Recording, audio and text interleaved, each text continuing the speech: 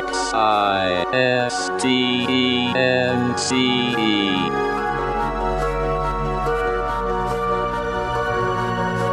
a world filled with conflict, in a universe comprised of differences, there's one thing that absolutely everything shares in common.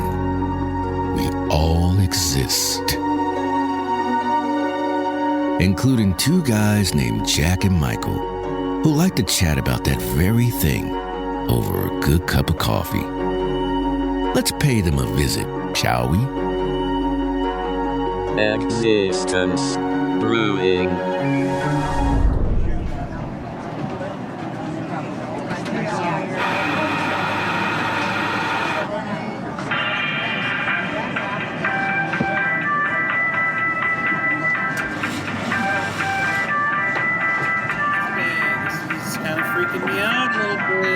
Supposed to beat me here.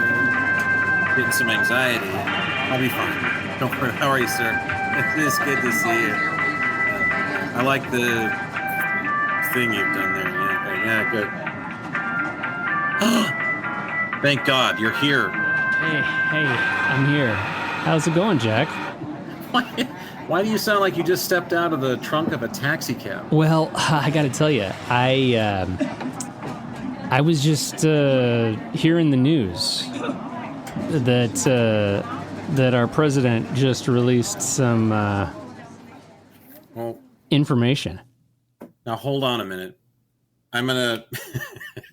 I have to go here because I used to see these bumper stickers all the time in our home state, and they hated the last governor here real good where we live.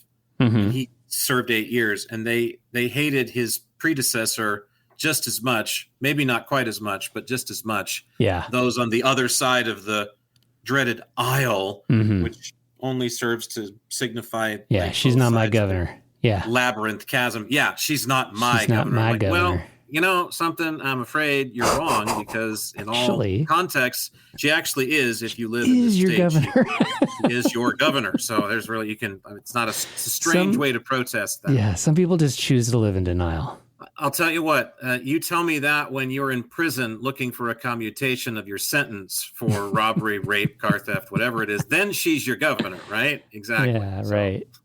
Anyway, you just said our president. I can hear the people now. He's not my president. Well, anyway, yeah, he's not. The commander-in-chief, and by the way, that is my super salad, my super... You know what? You can't say it right. It's not legal to even utter the fucking word. So that's my prediction. They want the Commander and Chiefs Super Bowl. So there you go. That's what's going to happen this year. Yeah. So our Commander-in-Chief of this fine country just announced that they are going to release what otherwise would have been classified information, all information regarding to the John F. Kennedy assassination, Martin Luther King assassination, and Robert F. Kennedy assassination. So there you go. All of which took place more than 50 years ago, 60 actually, in the case of the Kennedy assassination, and very close in the case of the other two. In fact, I think Bobby was also gunned down right after John F. So does anybody still care that much, I suppose, is the first question. And then two, it's the government saying this. So, okay, so he signed, you know how well his executive orders have gone so far. Well, yeah. He's already lost one court decision here in our state. I think this one has a little more reason to believe that it's going to actually go through. So essentially, any government agency that has classified information regarding these assassinations within 15 days of today has to essentially make the information public. So it is going to probably go through another delay after the 15 days. I'm actually just reading this off of the website of the White House, and it says within 45 days of this order, the Director of National Intelligence and the Attorney General shall, in coordination with the Assistant to the President of National Security Affairs and the Council of President, review records related to the assassinations of Senator Robert F. Kennedy and Reverend Dr. Martin Luther King Jr. and present a plan to the president for the full and complete release of these records. So I guess we'll probably start to see a trickle of information, and then potentially 45 days from now, all information regarding those assassinations will be public information. So there you go. And right now, the Keno board at most Las Vegas casinos are putting the over-under on the number of, or the amount of content that will be redacted at roughly 78 to 85%. We've all seen these classified documents, right? Everybody jumps up and down. It's just like they're going to release the information about, and then we get like 2 lines, and everything else is blacked out with some big ink pen. Well, I don't hold out a lot of hope we're going to be shown a whole lot about this, and I also feel like it's belittling to the common sensibilities, whatever may be left of the American people, because we all know that Kennedy was, I mean, I guess maybe we don't know all of the nuances, but we certainly know that it wasn't Mr.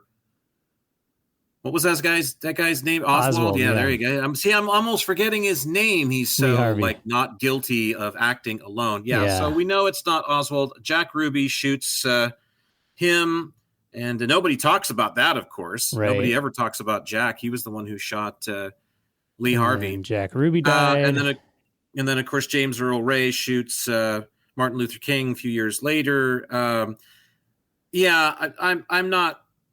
I don't know. I'm not sure what we're going to learn other than Mr. Kennedy, both of the Kennedys and Mr.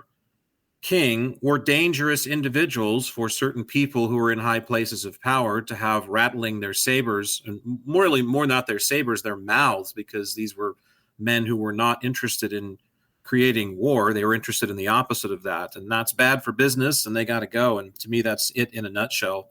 So I don't think we're so stupid we're going to be willing to buy whatever they tell us, but it's kind of like the Air Force's deal with Roswell.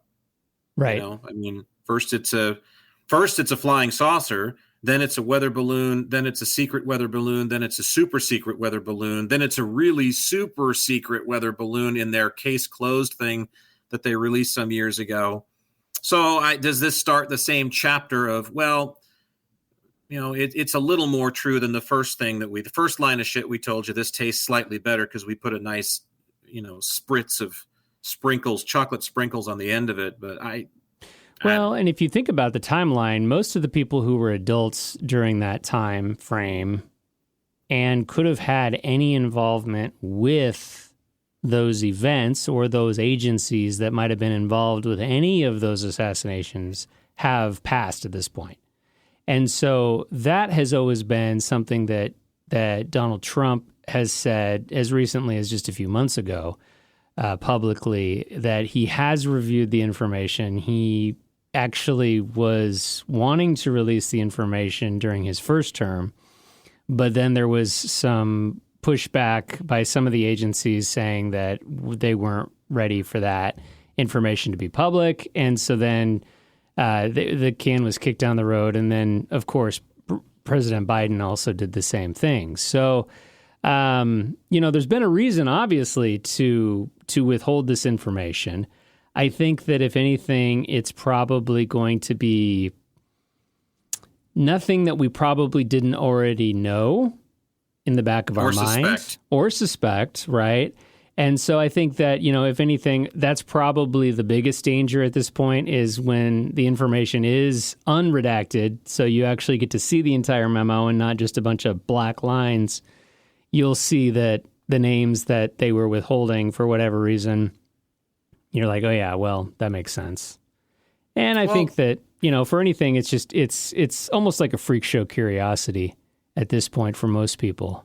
I don't think there's a vested interest in our lives being altered in some way because of this information either being withheld or released at this point. You know me, I'm the grandest of conspiracy theorists, I suppose, in the sense that I don't believe that any of this is really even real. I think it's all a big puppeteering game. I think it's all a big show, a big epic show for our distraction and our amusement as we continue to get squeezed for the battery fluid that, they were looking at in the matrix, on the other side of that thing, or some equation that's similar. If it is real, if there's any semblance of it that's not just completely manipulated, I suppose it's a publicity stunt. I mean, in my opinion, we're dealing, the last thing I want to do is talk politics or get off into the figureheads that represent politics, especially in the United States, because it just gets you canceled too quickly and gets too many people. It's not worth talking about, I think, is my big thing. It's not so much that I'm worried about the ire that it draws as it is. It's just there's so many things that are more worthy of being discussed than people who are doing essentially nothing. Let's face it, politicians politic, and at the end of the day, it doesn't do much. So I feel like it's a publicity stunt. It's a token to a lot of people so that he can hang another medal around himself and say, I'm the one that did this. I'm the one that blew the lid off of this. Yeah, right. 60 years after the fact, 65 years after the fact, you blow the lid off something. Okay. Like you said, it has no value really to us at all today. We know that we've been lied to about all three of those instances, at least to a degree, certainly about the President Kennedy assassination. We know that there's a stream of lies going up and down in that whole thing. That's just one treachery after another. So part of me wants to know, though, if some of these guys who we've seen in documentaries in the last 15, 20 years who were, I think you know the guy I'm talking about. He was a kind of a Southern gentleman who was in a prison somewhere. And he had some pretty interesting information regarding his involvement in the assassination. Part of me wants to know, okay, was that guy just full of you know what? Or, I mean, part of me just wants to know because he kind of closely resembled somebody that you and I used to work with. And I just always found him a very interesting character. And I kind of felt like it was like maybe 50-50. Like he could have been totally full of crap or he maybe could have had involvement in it, but who knows? Well, I don't know if you've heard Stephen Greer's take on why John F. Kennedy was actually assassinated, but it had to do with the fact that, so, his take is, yes, he's wanting to pull us out of Vietnam, and that's a bad thing for all the power moguls, certainly, but that wasn't the real reason that he was iced. The real reason that he was made wet was because he was going to release the extraterrestrial reality that we had been living under for a briefer amount of time at that point, although you could still account for all of human history heretofore. But the technologies that went along with it that would have basically precluded the Trans Am. And we couldn't have had that because I owned like 4 of those gas guzzling, carbon making monsters in my lifetime. So yeah, it's interesting to say so. And apparently Marilyn Monroe is involved in this too, because we know that there was this affair that the two had that really wasn't all that illicit. And apparently he gave up some secrets while they were on the pillow together. Marilyn, you wouldn't believe what's going on in the deserts out there. Yeah. And the next thing you know, they ice them both. And is it too madcap for me to believe? No, like I said, I've trusted Stephen from the beginning, and it sounds plausible to me.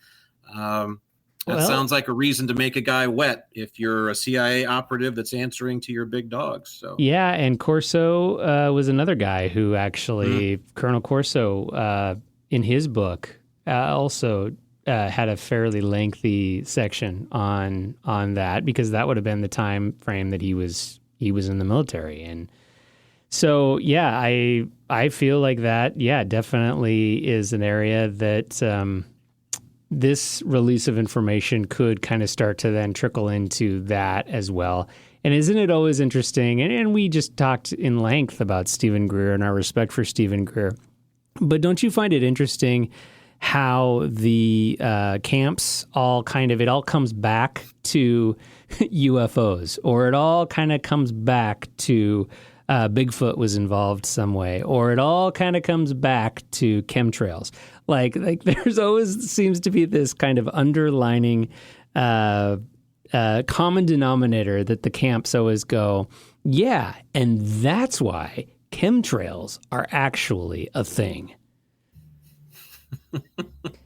Well, I think it probably makes more sense than anything else. I mean, why not, I guess. We know something's going on. Chemtrails are an interesting phenomenon, too, because, I've seen them, and we've all seen them. But, because suddenly they're not chemtrails. Suddenly, I didn't grow up by an airport, but I grew up with a pilot. Okay, my dad was a pilot. He wasn't a commercial airline pilot. He was just a pilot, and he piloted helicopters, or heliocopters, as he loved to so bourgeois-esque, just in this way that would present the most aeronautical steez to everybody that's sitting at the airport cafe. That's what he always called them. So I took lots of helicopter rides as a kid, but he also had a couple planes, a Belanca and a Cessna, as I recall. And I hated flying with a passion, and always have, no matter how big, small, or in between the plane or the aircraft is. It's just unnatural. We don't belong off the ground and that stuff. So anyway, I've been dragged to air shows since I was a little boy. I've seen, just like everybody, contrails, evaporation from liquid jet fuel burning in the upper atmosphere or in the middle atmosphere, 30,000 feet off the ground when a plane's going by. I've seen that a million times. And I arrived in the era when chemtrails began, knowing full well what a contrail looks like. But suddenly, the answer is the one that's obvious as far as because you start looking, you're like, hey, that contrail's like still up there after 12 minutes, and it seems to be like dispersing in the atmosphere in a way that would rival like if you dropped Cool Whip out of the back of a really big 747 or something. Something's a little odd with that. Oh no, it's a contrail. You've just been looking at them wrong for 40 years, Jack. That's the problem. See, you're not really viewing the contrail here. That's the problem, you see, Jack. You're not actually seeing the contrail for what it is. No, I'm sorry, Bill. I'm going to disagree. Is something going on, and it's not wacko conspiracy. As soon as somebody recognizes it, that's when they launch into their way of hiding things is the same way they debunk things. Yeah.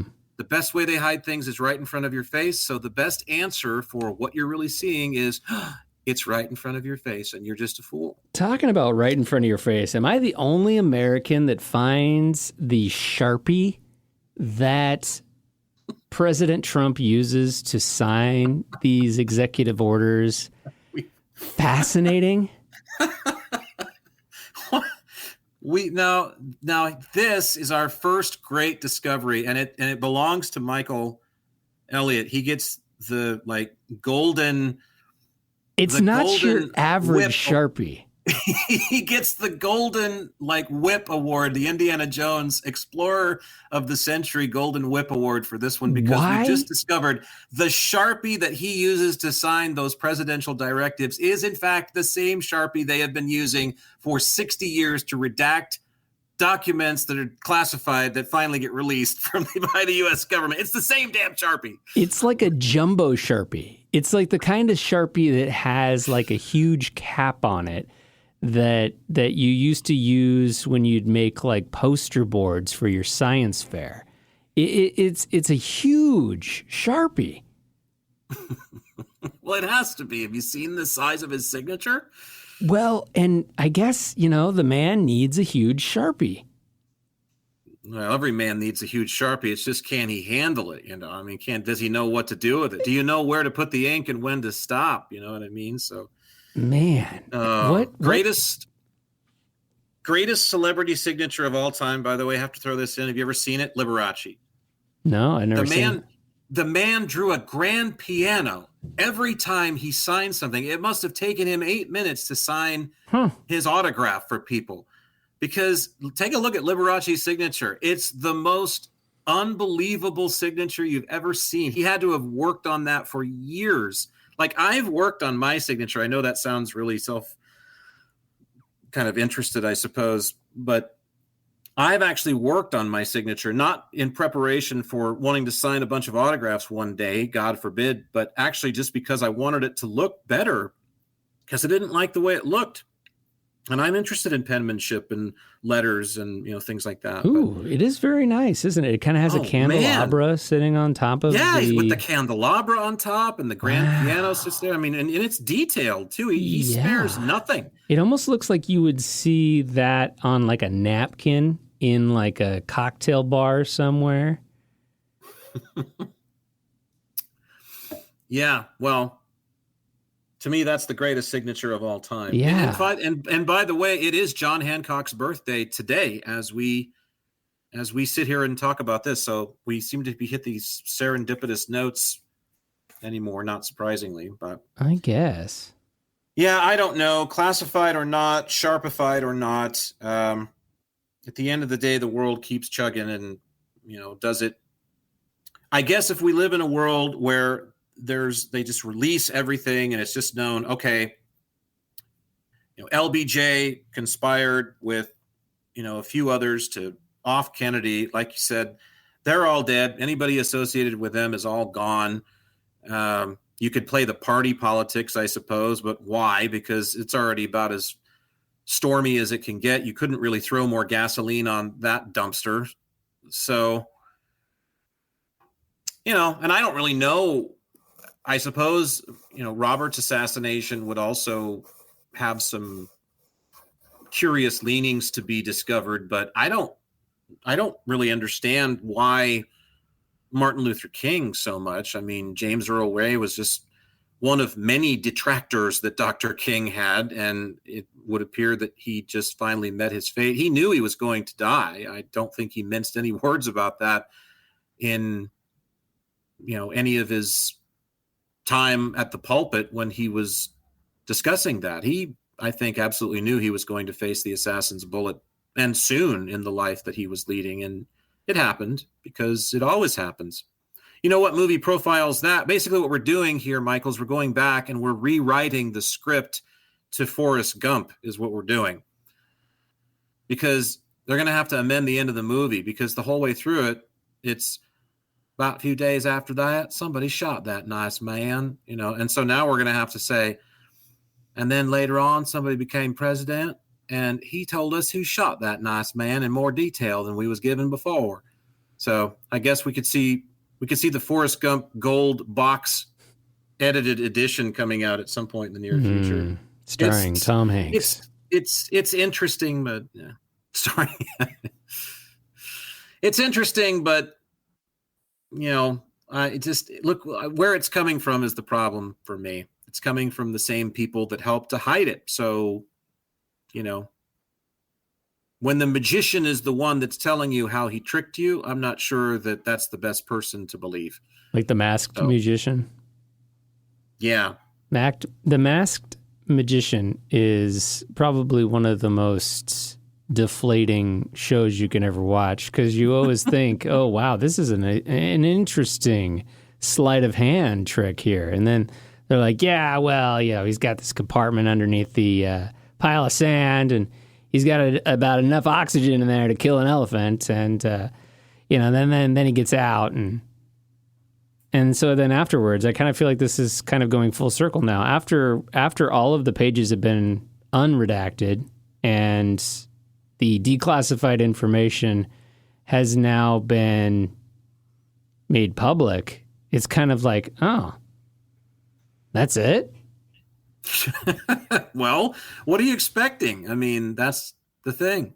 So and that would be a great question. If JFK and Marilyn were actually murdered because of the extraterrestrial secret, or again, moreover, the technological angle that arcs into the real reason why, the petro-Nazis, as they're called, don't want the secret out there.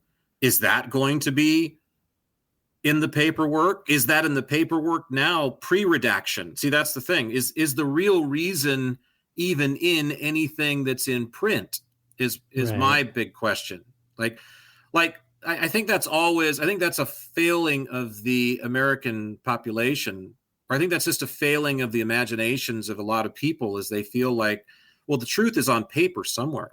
If you're like, let's take 9/11. If it's a grand conspiracy involving a handful of exceptionally greedy people that want to have even more wealth and power, do you really think they wrote it down at a meeting and it's in a filing cabinet somewhere in triplicate? I mean, to me, I don't feel like you probably put a like an actual physical blueprint somewhere that can be discovered. You just sort of have this down between you. I realize there might be some coordination that's required, but let's face it, it's not entirely rocket science. I mean, so our government can't even make a decent website for healthcare, let alone keep some napkin that somebody wrote information on a secret. I mean, I don't think that that's the case at all. I think it has probably something to do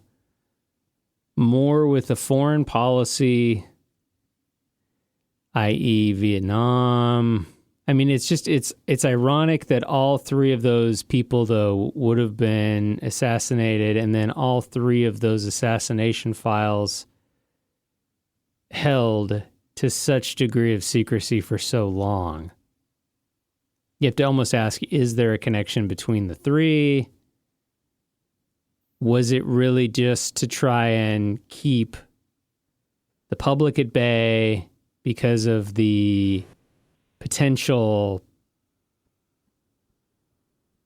backlash that might have happened if the truth was to get out? I strongly believe that there was CIA involvement in John F. Kennedy's assassination. I mean, they're the world's masters at offing people. Yeah, and I think that one's probably the most kind of interesting of the three when it comes to what secrets could be behind the curtain. But who knows? I mean, I feel like the more we learn about these things, the more you go, wow, I never even thought of that. Well, George H.W., he was the head of the CIA in the 70s when Carter was president, and was supposedly the one that threatened Carter directly and said, you're going to back off this ET thing because we're going to make you wet. And you don't want to be wet, do you, Jimmy? You just got an office. And those wet peanuts are dreadful. I've had them. I like the dry roasted ones myself. I know you do.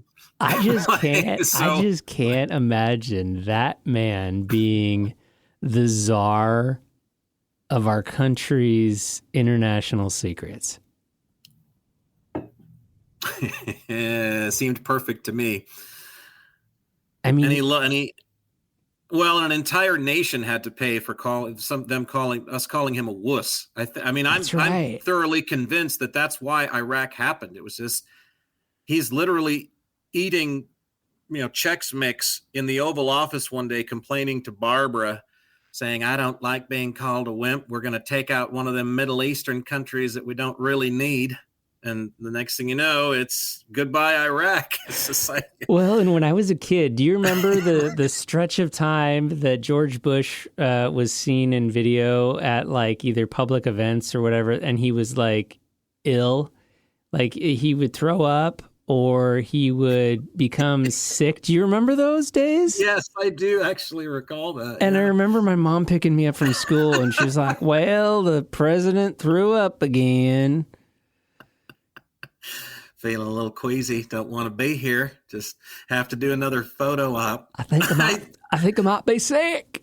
I do feel like he probably called Saddam Hussein and gave him a heads up, though. I think that for as much as I want to hate George Herbert Walker Bush's guts eternally, I do feel like in that little like bubble of theorem that I just presented that's floating about the room, I do feel like he at least picked up the phone late one night and said, hey, Saddam, that's Georgie, just over here throwing some hot buttered peanuts in my face hole. Thought I'd give you a heads up. Don't like being called a wimp. You're going down. Got a couple days. We'll get it ready. So long. Ciao. That's it. Cheers. Do you think it was a red phone? And at the other end of the phone, it's like, oh, shit. We would have fucked. Do you think it was the red phone? Oh, The old red phone. Do you think that's even there anymore? Do you think it was one of those phones with the little red light on it, like they used to have at hotels? That was so. When concierge buzzed you, you knew who it was. And just the red light would be flashing. And it buzzed. Like whatever happened to that great Bert? Like when Bert would laugh, that buzz that they used to have. So. We better get into the deep stuff now, because we're already halfway through. We are taking ourselves entirely too seriously these days as a nation and as individuals. So it's nice to lighten things up. And speaking of which, I know for as painful as that last bit must have been for some people to sit through, namely you, Michael. Thank you. Yes. I did want to actually discuss pain today a little bit, because I found in my notes some thoughts about something I call experiential pain. And I thought we could sort of discuss that, because this is one of those things that's likenable to everybody in the human experience. There's nobody that has not and will not experience pain. It's just part of the deal. The Buddhists and all of the Eastern, theologians, they really get off on pain. It's central to most of the concepts. In fact, the Buddhist principle in general says that most of life is suffering, and that if you essentially learn how to deal with that or curb it to a degree, life gets marginally better. So they, to say the least, are like less than poetic when it comes to how they believe you tromp through this experience.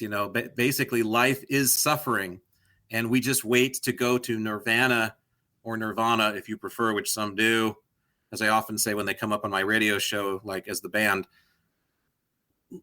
So that's a lot to people. So pain, whether you agree with the Eastern philosophies or not, is going to be central to your life. You try your best to stave it off, but and I'm not talking physical pain. That's definitely there. If you're Dan Pastorini or Lyle Alzado, you're hurting a lot. If you're one of these old guys who plays football, then there's lots of physical pain for you. But we all experience emotional pain, and that's really what I think I'm centering on here. And so what I wrote down was there are three primary reasons why we create experiential pain. So quick definition, what is experiential pain? Obviously, it's pain that comes to us through experience, being here, going through scenarios, experiences, going through life, basically, to just put it, march through your day. Is it going to be a painful day? I don't know. Is somebody going to tell me that I, look like a peckerhead today? Or is somebody going to make fun of my boots that I just got, that I was really proud of, that I took? The worst scenario there is you've worked up the courage. Those guys that have lived in the plain yogurt shadow of all their buddies all those years, and secretly they've adored like cotton candy pink. And they finally detached themselves enough from these assholes, these just total fart knocker guys who are total followers and have never had an interesting or an individual thought in their lives. And so they hate everything that might stand for that. And this guy is broken off enough to at least wear like a pink tie to work, and he's really proud of it. And it's finally a little splash of himself. And the first thing that happens is some yutz criticizes it. Somebody says, oh, nice pink tie, Dan, and then the next thing you know, it comes off and it never goes back on again. That's pain. It may be a small pain compared to some of the bigger things you go through, like if you lose 3 of your children in a VW bus collision on the freeway, but it's pain. So both of those things are going to cause you pain. So what is it that is centered around causing that pain? This is what I got to thinking about. And I isolated 3 different things, and we'll go back and forth here as I share them with definitely. You. You can tell me what you think. So the first thing I wrote down was the first thing that causes experiential pain is memories of painful experiences or experiences that resulted in a painful outcome. Mm-hmm. So we do this. Relationships has got to be the first place you go. There's a million songs talking about the heartache of going through the experience of, and it's literally just sort of like things run their course, right? You meet somebody, pick your place, backseat of a Camaro, it's a bar, it's at church, it's at the IHOP sitting across the aisle, it's wherever you met her or him, and then everything unfolds. And there's all those grand feelings, and there's all that wonder and all that splendor of being close, being together, and wanting to be and exploring another person, getting to know them. And then the breakdown starts to happen at some point. The mundane sets in. If it's a marriage situation, things get boring, they get predictable. Whatever happens, and it goes to hell, and you're left sitting there at the bar stool or wherever it is, back at the IHOP again, thinking about memories of the experience that was such a high and then became such a low. And of course, you're focusing in on the pain, the painful outcome. So the first thing that we think about is the memories of painful experiences, or experiences, again, that have a painful outcome. We tend to not only crutch those, but we can hyper-focus on them. And I know that psychologists are jumping on this immediately and saying, well, it's part of the healing process. Well, of course it is. But to what degree, I suppose I asked, do we allow ourselves to experience this pain? That's subjective. I think everybody has to go through that differently, but we have to emerge from it. And that would be my end game here, is to think about, okay, we're doing this. Let's be conscious of the fact that we're doing this, and then figure out a strategy to say, I've had enough, and move on, without necessarily letting it just fall off unnoticed. You know what I mean? Yeah, memory. And I also find it interesting, too, that a lot of times, I was just actually thinking about this morning, when you go through life and you have these experiences, you have these moments. When you were 6 years old, somebody couldn't say, okay, well, I'm going to give you the experiential knowledge that you need for the next 40 years. Nobody could have really ever told you, these are the things you're going to need to know. I mean, they probably could have, but it would have gone in one ear and out the other, right? It's almost like those experiences really help to mold you into really the person that you become later on in life, and some hard decisions that you're going to have to make for future experiences,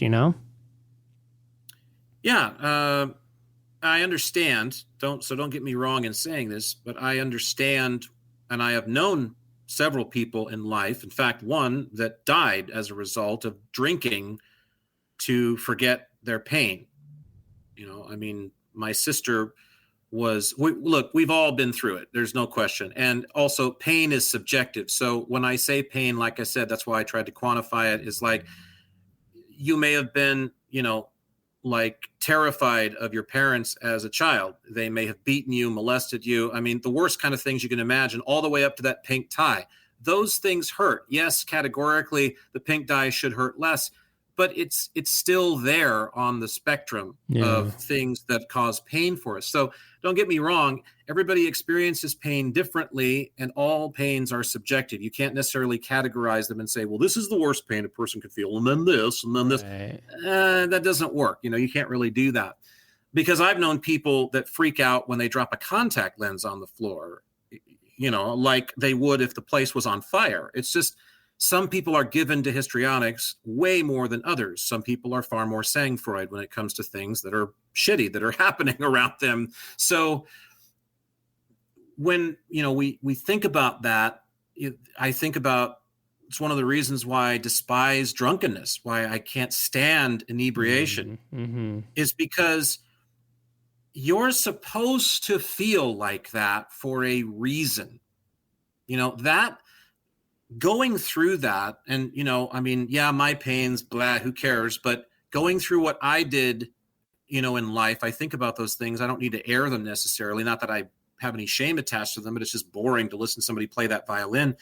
But thinking about the pains that I've gone through, especially for protracted periods after the breakup of a 22-year relationship, and really kind of finally living on my own. And I didn't do that really until I was in my 40s. So there's a lot of things that, there's a portion of those that are very wonderful. There's a portion of that were incredibly difficult and very arduous.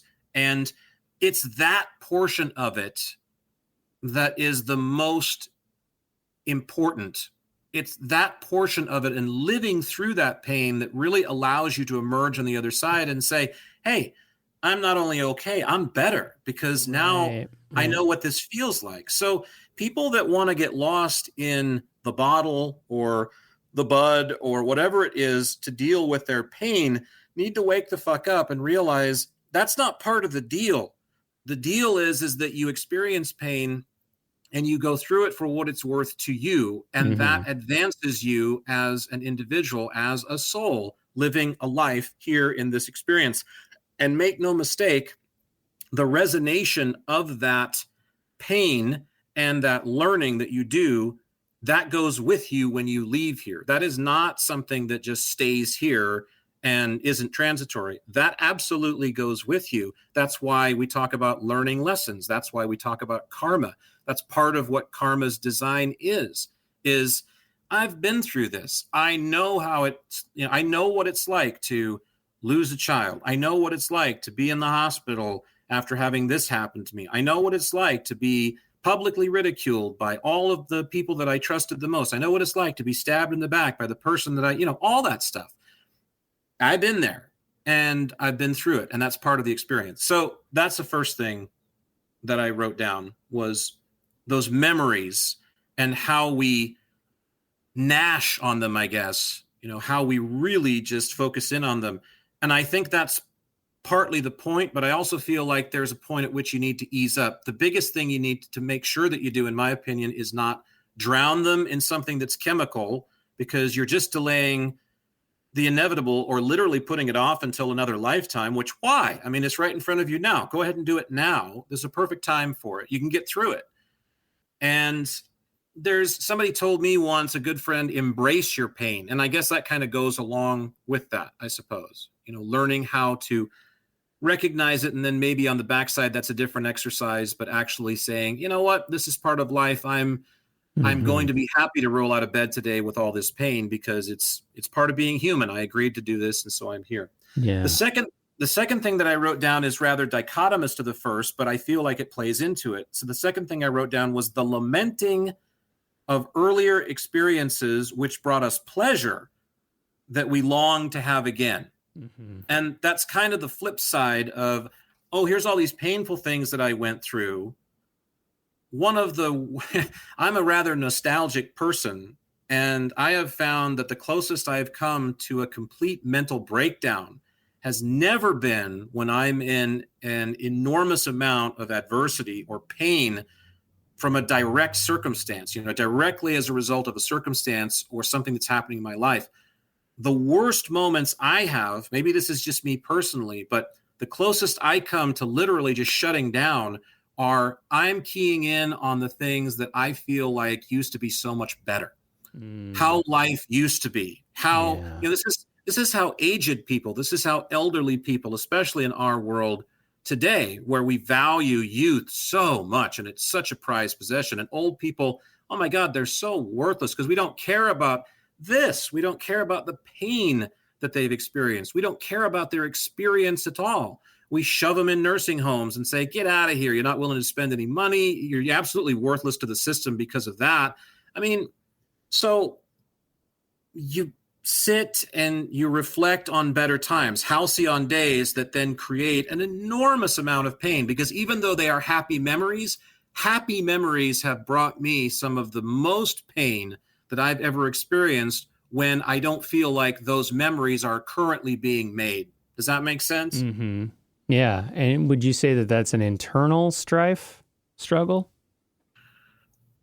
Well, I would think that all of this to a degree would be internal, because I guess it can be brought up. If you are in a town where you see your ex-wife or the child who doesn't want to talk to you anymore, something like that can literally conjure those things with consistency. I guess it could be given to outside persuasions or outside circumstances, but mostly this is our propensity to say it's a reaction. And I'm not saying that people shouldn't amass great memories, and certainly that you don't have a catalog of them to flip back through when you want to. They're great. There's nothing like great memories. It's all this is about. after all, what else are you really going to carry out of here? You're not taking any of this stuff.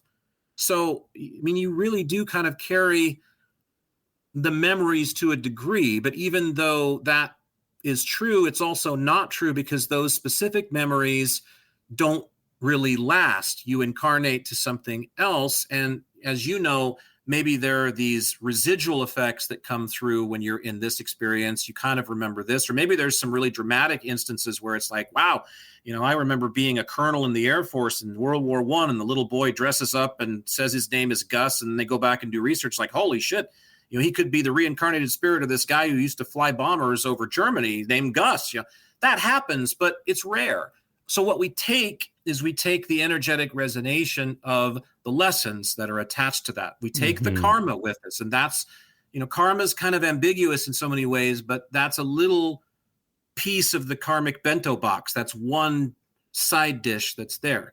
And, this exercise is not so much looking at that as much as it is looking at the ways that we can create strife for ourselves that's unnecessary. And even though happy memories are wonderful, in the worst of times, they can be the worst of friends. Is running that reel in your head over and over again of, oh, this is such a better time, because you can get lost in it. Just like you can get lost in the pain, you can get lost in the happiness that you used to have, that you so desperately want to relive that you can't.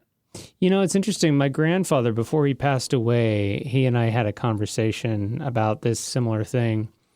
And he was talking a lot about, the things that had happened in his life and the vacations that he had gone on. And he was really, I think, also kind of looking back more from the standpoint of he was grateful that he had had those experiences and had the means to do some of those things, because he was living now in a nursing home. He wasn't able to maybe go out and do some of the things physically that he used to be able to do. And so, he was kind of a little remorseful about that. But it was interesting because he looked at it from the standpoint of, I've had a really good life, and now I'm ready for the next chapter. Well, it's interesting you say that, because it sounds a lot like the third and final thing that I wrote down in this little, stanza of thoughts. And the last one, again, we have like direct memories that are painful that we hone in on and we won't let go of. We clutch them and we refuse to let go. We just hyper focus on them. And then we have the lamenting of better times that can cause the same reaction. They're painful to think about those things because we don't have them anymore and we want them and we can't. They're gone. The last one I wrote down is the perception that you should be in a perceivably better place or feel better based on decisions you did not make, which led to past painful experiences. So there's that regret that you're talking about, that, oh God, if I'd only done this, if I'd only done that, no one wants to leave here. No one wants to walk around feeling like that at all. And that's another trap that we can box ourselves into is, oh God, if I just would have ... or if I just wouldn't have fill in another ellipse, everything would be better. And so this leads to self-loathing. This leads to, I'm a loser. I'm down on myself because I've fucked up. I've made all of these decisions or not made all of these decisions, and all of them have been an error. And I've wound up in this place now where I'm the totality of unhappiness and things are grim and I'm woebegone and there's no coming back. But this is where, in my opinion, the belief in serendipity, the belief in synchronicity, I guess more than serendipity, but the belief in synchronicity and a belief in anything really that would be even theological is going to save you, because then you realize that the small grain of sand that you comprise in the entire universal hourglass is slipping through exactly as it's supposed to. And now we get into fatalism, of course, which means, well, did I even have a decision in those things? Look, I don't know how that works. I don't know if it's all predestination or if this machine is so amazing that as soon as we make a decision, it knows how to pivot to make things seem that way. All I know is that It's reliant upon your understanding that it's perfect exactly as you have chosen to do it. If you were a drunk in the gutter for 25 years before you crawled out, there's no reason to look back and say, gosh, I really regret those 25 years. I think it would be natural for somebody to say, but honestly, it's the least productive thing you could do at this point, because most everybody's going to tell you you've already wasted 25 years. Is that really true? You chose them after all. Yeah. Yes, maybe you were chemically dependent. Yes, maybe there was something weighing on you that didn't allow you to do this. But at the end of the day, you're responsible for that. So it still falls back on you. So again, that's the last one, is not allowing yourself to slip into, and trust me, I know this one bigger than anybody, because this has tortured me for years, going to psychics especially and that sort of thing for as long as I did, and trying to find guidance and answers and what's going to happen and is everything going to be okay. And the interesting thing is for as much as that process tortured me, without me really realizing it at the time, here I am thinking, okay, they just said good things are going to happen and this is on the way and I'm okay. And then next thing you know, I'm right back again because it's not happening yet, or it's not happening the way I perceive it to. What that's led me to is faith. That's me leaving myself a trail of, although they may be moldy and stale crumbs that taste terrible, it leads me to faith. What has become my faith in, yes, of course, everything is okay, Jack. It always has been, and it always will be. Even if things go horribly awry and you are in pain, they are exactly as they are supposed to be. And it's incumbent upon you universally to accept that, lest ye be in a bad way. Because, hey, baby, what else are you going to do? Yeah, that's beautiful, though. Well, I feel like I can't obviously be the only one that has gone through these things. And I'm telling you, I've done the first two plenty. We've all taken our pain and squished it, and to the point where the koosh ball just explodes and can't take any more stress. And we've all done the thing that is a little bit more, again, insidious, with thinking about these good times, and you realize, shit, I'm totally depressed. And all I've been thinking about is the good times, because we're not focusing on moving forward. We're not focusing on our progression. We've gotten lost in the halcyon zone. But that last one was the bane of my existence for the longest time. And I won't say that I don't still slip up. There are still times when I will have that day, or that couple of days, or even that week where, oh God, again, if I'd only made this turn, if I'd only made that turn. I had a chance several years ago. I'll tell you a story, because this just happened. I worked at a radio station. This was about 8 years ago. And I was doing a little bit thing with another woman who worked there on a country music station. And she recruited me after having worked with me for several years. We got along great. I can make her laugh like, one of those people I can just make die laughing easily. She's great. Finally said, fine, I'll do this. And so I was coming in just doing these little things with her. Management hated my guts. There was managers there that wanted me out. They couldn't stand me. They brought in a couple of bigwigs who replaced a couple other bigwigs that were above them. They caught wind of what me and this woman were doing, and they said, how long have you known about this? And they were like, well, it's not really a big deal. And they said, we want them on the air together full-time Monday. And this was a Thursday from what I was told. We want them on the air. And we're also going to syndicate them on all of our country stations in the whole thing. And that would have been like 30 stations around the Western U.S. That would have been a big deal for me as far as my career is concerned.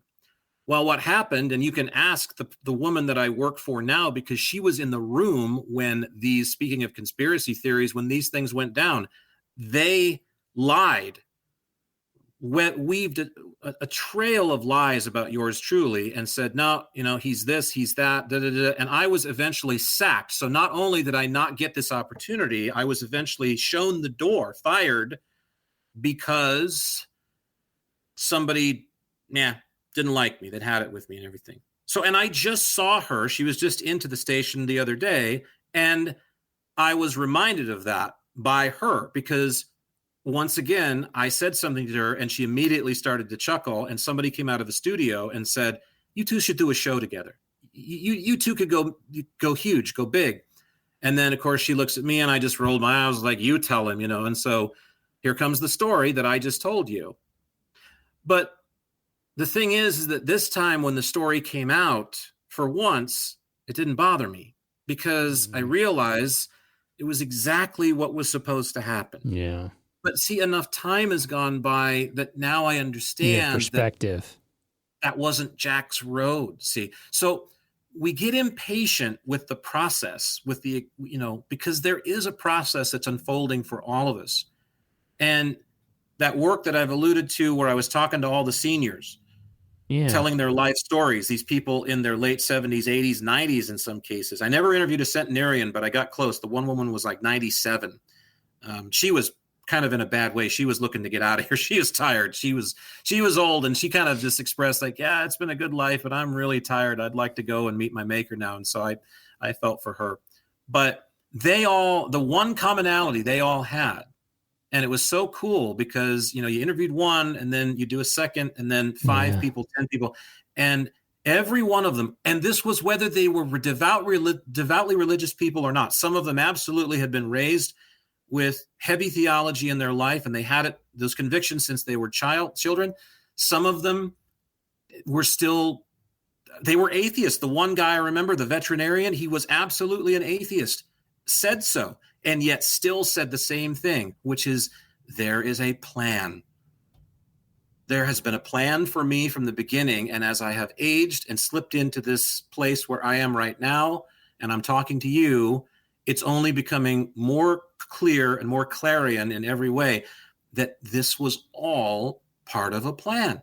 And if I had just not been such an impatient little bastard, I would have eased up on myself and been okay. And so I think that's what I'm eventually trying to say, is to ease up on yourself about all of this and realize that for as short as life is always made out to be, because, hey, when are you going to get back here again? You should spend the $6,000 now. Oh, take our easy payment program. What, don't have the money? Don't worry about it. We're pressured all the time because life is too short. It's also plenty long enough for your plan to unfurl, to unfold within the cosmos. Mm-hmm. So don't fall victim to these traps. You're doing it to yourself. And if they happen, don't point the finger at God or anybody else. You're doing it. Accept responsibility for the pain that you're causing that's unnecessary, because it's on top of pain you've already experienced. So why are you doing it, you dumbass? Mm-hmm. Now, there's a lot of wisdom in that. And that kind of gets back to what I was saying, is it's like, when you were 5 years old, Jack, nobody could have said, okay, here's all the experiential pain that you're going to require for the rest of your life. I mean, you just couldn't. You had to experience it. And, and there's a blessing in that, I think, too. And the fact that you were able to break out of that cycle and respect the process. As miserable as it might have been, as hard as it might have been, I think that a lot of times we're better off at the end of that by being able to say that we've learned a thing or two. Well, and I know it's hokey for people that are more spiritual and they're not given to a particular theological persuasion, but I feel like that's where that whole thing, like when something really bad happens, like a building blows up or an amusement park, the roller coaster comes tumbling down and 40 people die. It's not just one tragedy, it's a big deal. And all that the people that are left in the smoldering aftermath that are looked to try and quell the pain, and these are typically our religious leaders or people like that, all they can really say is, well, they're in a better place. They're all moved on. They're all with, and in my estimation, that's exactly right. Mm-hmm. It's not so much a better place necessarily, although I personally feel like I can remember some better places that I've incarnated than here, because this is a heavy load. This human thing on planet Earth is really tough, but it's also where everything's happening right now. And people who are good people through and through, people who are honest and genuine and kind and courteous and decent and pleasant and all those things that are enlightening. We need those people here right now. Those are light workers to one small degree or another. And they're needed here to illuminate a path for those that are having a harder time becoming what they embody, the light that they embody. And so I know it's a son of a bitch to be here, but we've been called upon to be here, and we've agreed to be here with that big Sharpie, that big cosmic Sharpie, just like the one you're talking about. You've seen President Trump's Sharpie. You should see this Sharpie. It's, talk about huge, right? So we all ink the dotted line and come back for a reason. And I just don't want to see anybody make it more difficult than it already is. So always one of my big things that I try to do for people is, make life a little bit easier through really means that aren't so ridiculously tangible. Anybody can be distracted by, a great movie, or anybody can, I'm feeling really down, I'm depressed, I'm going to go pay for a hand job. Okay, right. But as soon as the orgasm happens and you give her the $20, it's over, right? You've slipped right back to it again. So it's the same thing with the bottle. Anybody can go drown themselves in booze for the night. They're going to wake up in the same place in the morning and sadly not remember any of the progress they've made overnight because they really haven't, because they wouldn't allow themselves to cry themselves to sleep. They wouldn't allow themselves to get into that position of pain to work through it. So look, I'm not a shrink, I'm not a psychologist. I can't speak to these things in some kind of a clinical way. All I can do is speak to them in a spiritual way. And that's the best I got. So there's your experiential pain for this day. That is good enough for me, I tell you. Well, let's launch into my section. I was tasked, Jack and I talked about this. He told me, okay, this is what he didn't tell me to exact detail what he was going to talk about, but he said, okay, this is a topic that I want to address in one of my downloads. And so we're going to continue to do this as kind of a series, I guess. And this might be the only time we do it, depending on how we all feel about it. But anyway, now I was tasked with going to the great books of the Western world. And of course, we've talked about this before. I picked it up, a used collection on eBay. It's about 56 volumes, and really just a collection of influential texts that have shaped our Western thought. And really, there's not any intention of this being like an extensive deep dive into any of these essays, but it's my challenge to really try to use the books that I paid money for and try to also just kind of deepen my understanding and share some things with you guys from the collection as it relates to the downloads. So today I chose John Locke. He was an English philosopher and a physician. His ideas about human nature influenced the American Revolution. You may be familiar with humans are naturally free and equal with rights of life, liberty, and property. Well, that was John Locke. He came up with that. He lived from 1963 to 1704 in the United Kingdom. And one of the reasons why I think he became such a kind of an influencer of the American Revolution is, well, in 1776, when you gather with your friends at a local pub that happens to be the bartender is Sam Adams, and you go, well, you know what? I'm tired of being taxed by this king that is far away and really has no right to tell us what to do with our money. We should start our own government. And then your friend Jack says, yeah, we should start our own government. And you say, well, what does this country believe in?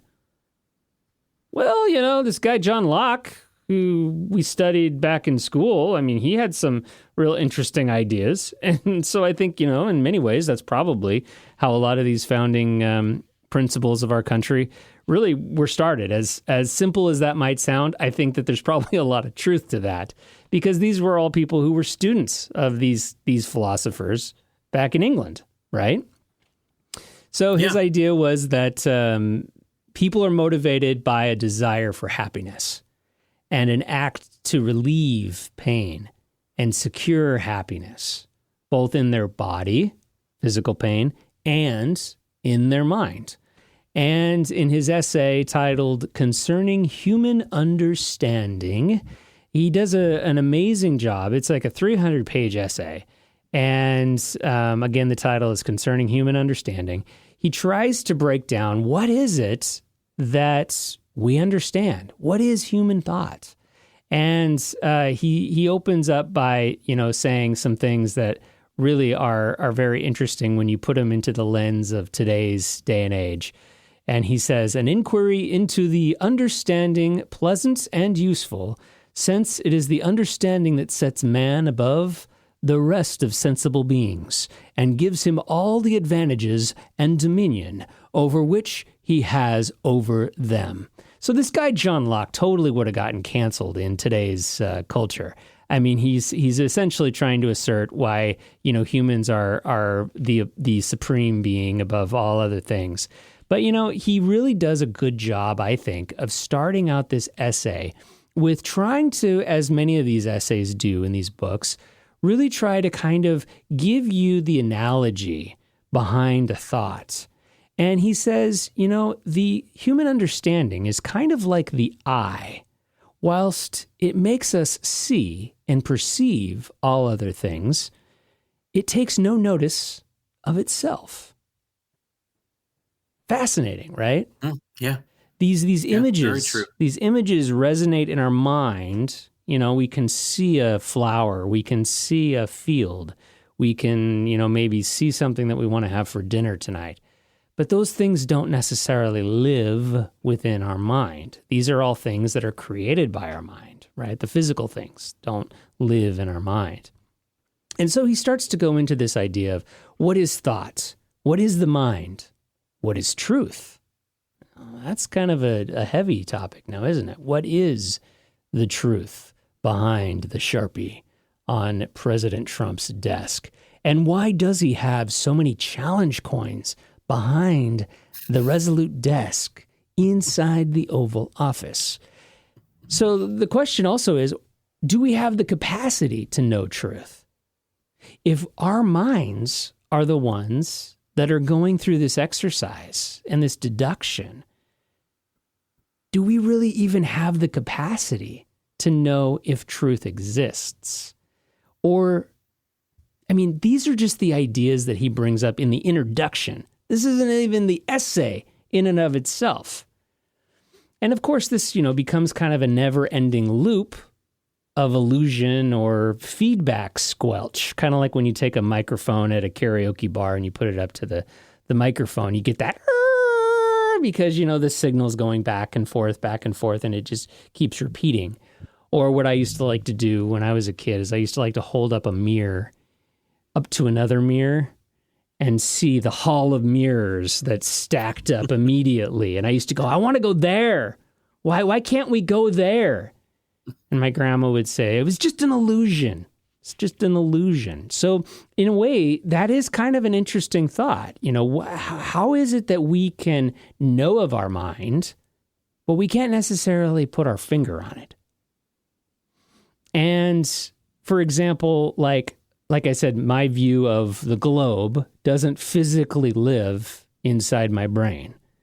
The way I see Jack's face right now in front of me doesn't really exist. Or does it?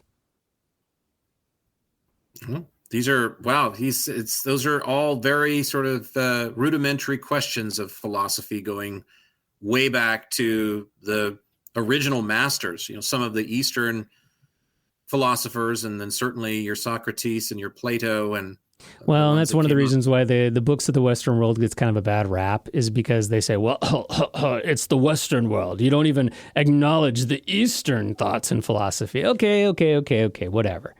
But it is what it is. It's a work, and it definitely has stood the tests of time to the point where these are all ideas that were just as relevant in the 1600s as they are today, if not, something that we should probably be more familiar with. And so I will wrap this up just by saying, so what is apt? This is what he says in this essay. What is apt to produce pleasure in us, we call good. And what is apt to produce pain in us, we call evil. And for no other reason than its aptness to create pleasure and pain in us, what is to produce any degree of pleasure is good.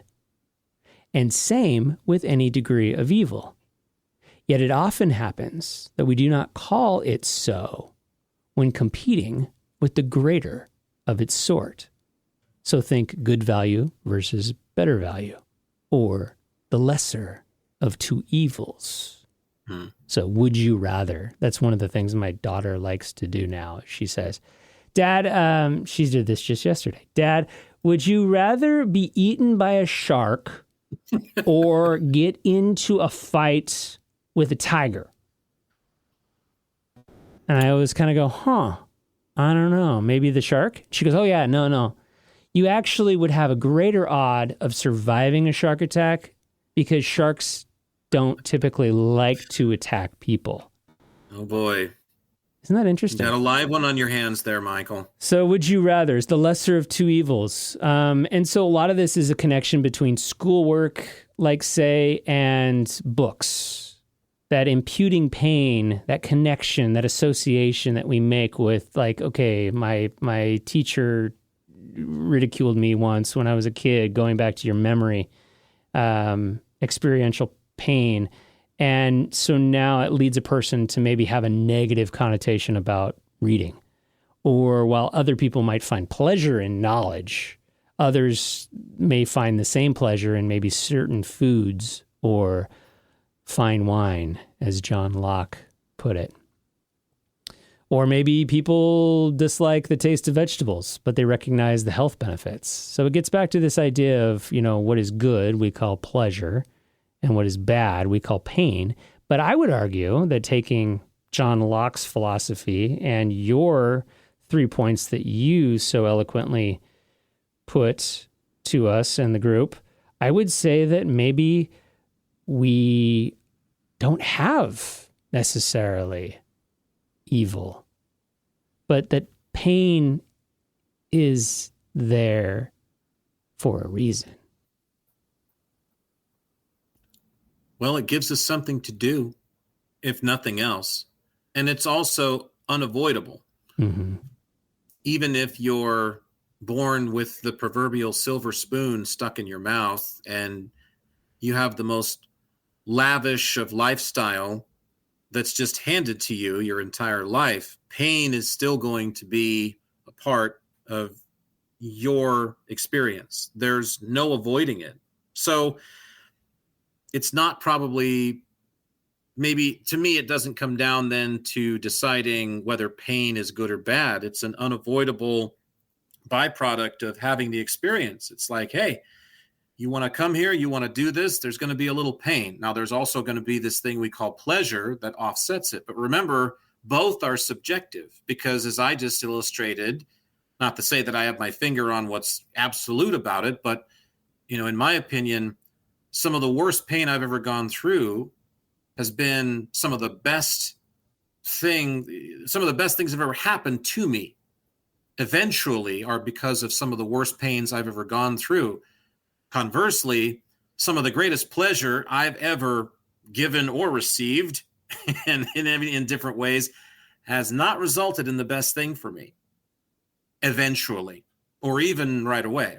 So I think we just have a tendency to, again, it's that, and by the way, in a recent survey, 99 out of 100 Americans still say they'd rather have a Geno's pizza roll than they would learn a new word. So I think that goes to your point. We've got to remember there's a reason for all of these things, and to cast these aspersions of good, bad, or indifferent upon all of them, and then immediately we want to file these all away and say, well, this is good and this is bad. Yeah, it's all good. That's the thing. It's, in my opinion, you kind of have to come at it that way.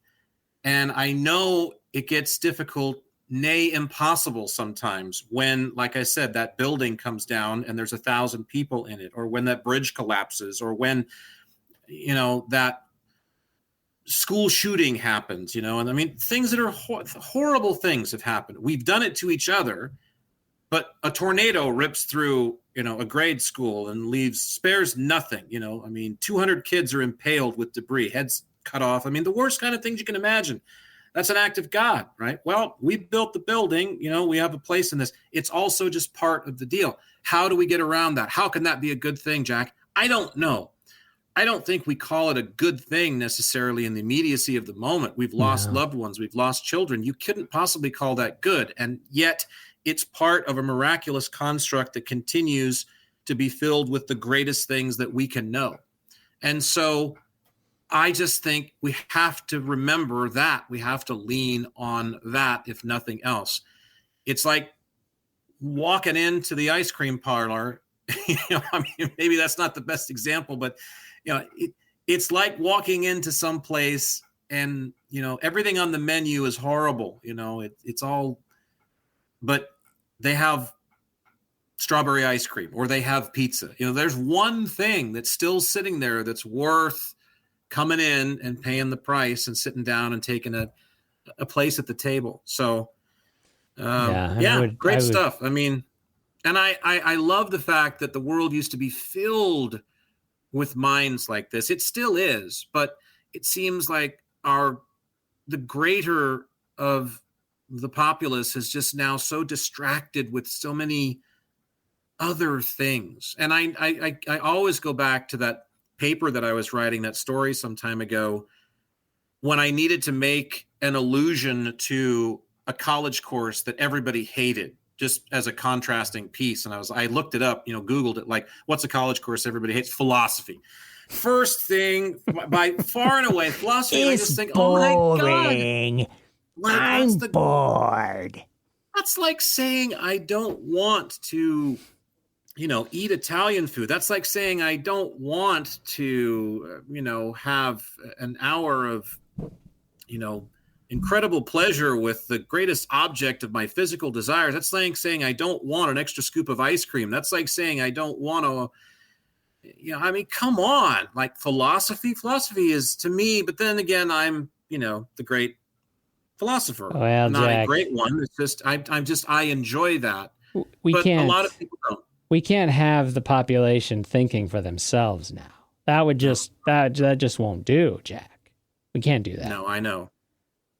And that's why we're tipping a glass of fluoride to the world. Here you are. We salute you, Mr. Download and John Locke. Because without you, we wouldn't have life, liberty, or the pursuit of happiness. It is a pursuit, I'll tell you that. And sometimes it's one you never attain. What's your prediction for the fight, then? Prediction? Yes, prediction. Pain.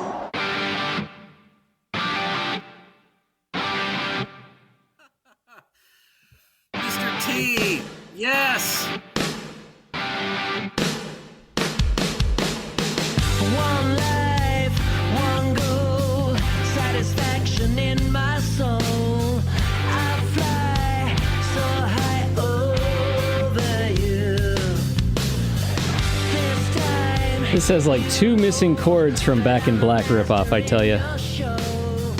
that's why you're feeling so. Oh, we say hello to Michael Erlinson, wherever he might be tonight. Well, Jack, Right. make sure we tip our waitress. She was very nice to us. She didn't give us too many rolling eyes during our philosophy. I know, we're leaving. Yeah, we're out of here. All right, until we meet again. Sounds good. Enjoy that pain, everyone.